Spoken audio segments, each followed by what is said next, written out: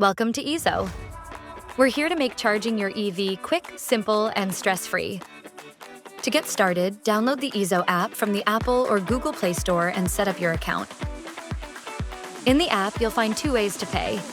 One EZO wallet, top it up anytime and use your balance to charge. Two EZO charge and go, just add your card and pay as you go based on energy used. Using our eVault chargers, you've got two easy options, via the app. We always recommend that you plug in the charger first. Then open the app, tap on Map and select Charger. Select the charger and connector. Tap Select and charging will commence. When finished, open the app, stop the session, and unplug your EV with an EZO fob or RFID card. Plug connector into car.